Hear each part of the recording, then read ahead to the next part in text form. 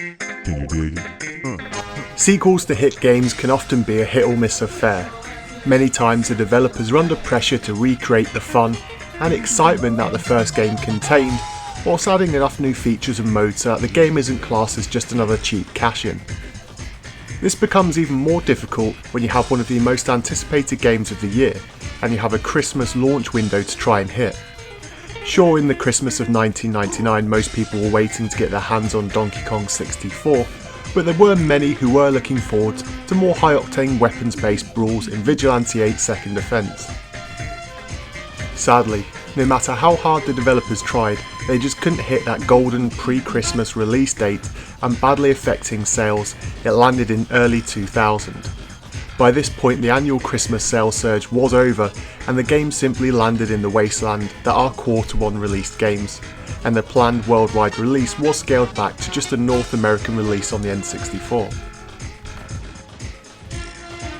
The developers Luxoflux had good intentions whilst developing the game.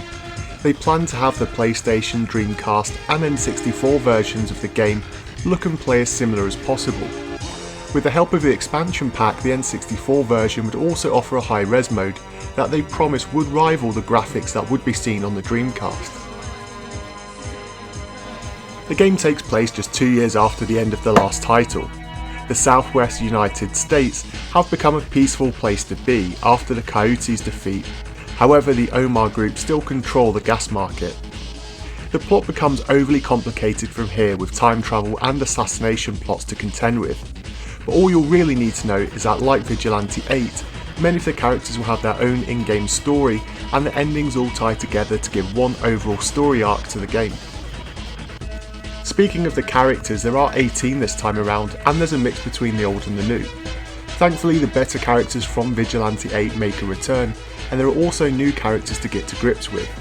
And as always they have their own unique combat vehicles, and there is even a new faction called the Drifters. Perhaps the biggest change this time around though comes in the form of the story mode, where you'll often have missions to conduct as well as taking down opponents. These missions can be as basic as collecting briefcases to the far out such as launching into space. For me personally, I wasn't so much of a fan of the collectathon based missions. For a game which you'll no doubt buy because of its car combat, these missions in particular seem to draw out the story. The game also does a poor job of putting any real context into exactly why you are doing some of these missions. But don't let that put you off. When it comes to gameplay, Vigilante 8 Second Offense takes everything that was awesome about the first title and tweaks it to make it the far superior title. There may only be 12 areas in the game, which is 2 less than the previous game, but the areas here are vastly superior in terms of scope and scale. They take place across the whole of the United States, and you get a great sense of variation, and the key themes of the locations are placed well within the areas. When you're battling in these different areas, then the level of effects and destructible objects is high. This is not only just with the expansion pack turned on, but even in the medium resolution mode. It was stated by many that the first Vigilante 8 on the N64 did look like a direct port from the PlayStation. Well, Second Offense looks far on par with the Dreamcast version in many ways, especially in the high-res mode. There is also an ultra-high-res mode, however I would advise you to stay away from this as the draw distance does become severely limited. The textures are sharp, frame rate is consistent, and there's a great sense of pride that seems to have been taken with creating some of the more complex structures and battle environments. By contrast though, the multiplayer, as expected, takes a hit in all departments, and the more players you add, the worse things do become. The biggest letdown though does come in the game's sound department when compared to the CD-based console counterparts.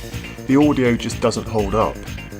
Like the previous game, there is a range of styles including the funk and jazz style most of us loved, but the MIDI tracks sound nowhere near as good as a crisp CD audio. The effects hold up a little more, but again in contrast, they are more muffled and less clearly defined. Personally, if you are wanting to play a console version of Vigilante 8 Second Offense, then the Dreamcast version is the one to play. If however, like me, you can't help but love your old cart-based systems, then you couldn't go wrong with picking this title up. It has everything you loved from the first game, and yet adds so much more without breaking the formula that makes the entire package just work. I wouldn't recommend it as a 4-player game, but the co-op campaign is wonderful, and the new weapons may take time to learn, but they add a unique twist to the car combat. But as always, it's over to you. I suppose the big question for today is, which game did you prefer? Vigilante 8 or Second Offence? I'd love you to let me know why you came to your decision. Was it the simplicity and pure action of the first, or was it the new characters, worlds and game modes of the sequel? As always, let me know your thoughts, feelings and opinions in the comment section down below, and until next time.